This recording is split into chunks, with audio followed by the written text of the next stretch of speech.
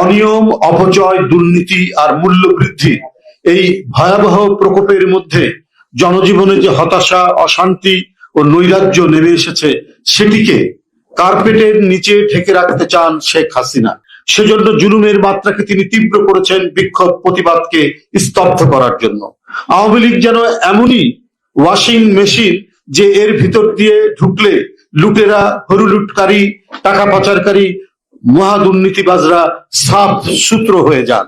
শীর্ষ ব্যবসায়ী কোনো অনুমতি না নিয়ে বিদেশে অর্থ সরিয়ে বিনিয়োগ করতে পারে। নিয়ম নীতি না মেনে ক্ষমতা ঘনিষ্ঠের কাছে হাজার হাজার কোটি টাকার ঋণ দেওয়া হয়েছে। ফলে ব্যাংকিং খাতে চরম অব্যবস্থাপনা। ঋণ খেলাপির পরিমাণ এতটাই বেড়েছে যে দেশের আর্থিক খাত এখন শূন্যের মধ্যে ঝুলছে। যে কোনো সময় এক ভয়ঙ্কর ক্র্যাশ ল্যান্ডিং হতে পারে।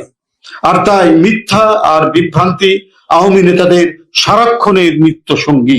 মানুষের মনোযোগকে ধূসর ও বিভ্রান্ত করার জন্য মিথ্যার আশ্রয় নিয়ে অবিরাম বক্তব্য, বিবৃতি দিচ্ছে ওবায়দুল কাদের সাহেবরা।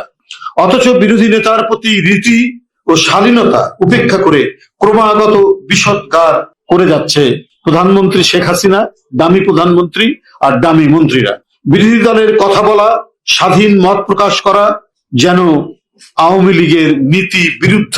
সারা দেশকে অনতিক্রম্য কাঁটাতারের বেড়ায় ঘিরে রাখার পরেও জুলুমের পরিধি আরো বিস্তৃত করা হচ্ছে প্রতিদিন। ইঞ্জিনিয়ার ইশরাক হোসেন ঢাকা মহানগর দক্ষিণের মেয়র প্রার্থী ছিলেন। অপেক্ষাকৃত এই তরুণ নেতার জনপ্রিয়তায় দামি সরকার মনে করছে ক্ষমতাসীনদের ক্ষমতায় থাকার নিদারুণ ব্যাঘাত ঘটবে। ইশরাক হোসেন, যার বাবা এদেশের একজন প্রখ্যাত মুক্তিযোদ্ধা এবং একজন প্রখ্যাত রাজনীতিবিদ, যিনি বিভিন্ন পর্যায়ে মন্ত্রিত্ব করেছেন এবং ঢাকার মেয়র হিসেবে দায়িত্ব পালন করেছেন, তার পুত্র ইশরাক হোসেন, সে তার এই তরুণ বয়স থেকেই অত্যন্ত জনপ্রিয়।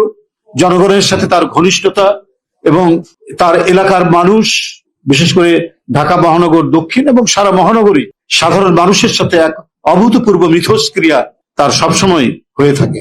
তাকে গ্রেপ্তার করে নিয়ে যাওয়া হয়েছে।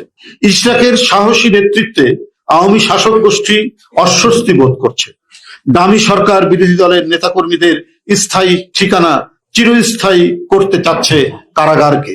তাই প্রকৌশলী ইশরাক হোসেনকে গতকাল পল্টন থানার একটি মিথ্যা মামলায় জামিন না দিয়ে সরকারের নির্দেশে কারাগারে পাঠানো হয়েছে। রাষ্ট্রীয় পেশি শক্তির জোরে চলছে বিরোধী দল দমনের কর্মসূচি।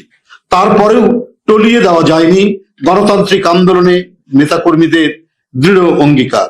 প্রকৌশলী ইশরাক হোসেনের মতো একজন প্রতিশ্রুতিশীল বিএনপি নেতাকে গ্রেপ্তারের ঘটনা বর্তমান সরকার সৃষ্ট নৈরাজ্যের চরম দৃষ্টান্ত। সরকারের চোখ রাঙানির বিরুদ্ধে সাহসী উচ্চারণ থেকে সরানো যায় না বলে ইশরাককে কারাবন্দী করা হয়েছে। দখলদার সরকার কণ্ঠের স্বাধীনতা সীমায়িত করতে অক্লান্ত চেষ্টা করে যাচ্ছে, কিন্তু তারপরেও জেগে উঠছে বাংলাদেশ। মানুষের ক্ষোভের আগুনে ফ্যাসিবাদ ছাই হয়ে যাবে।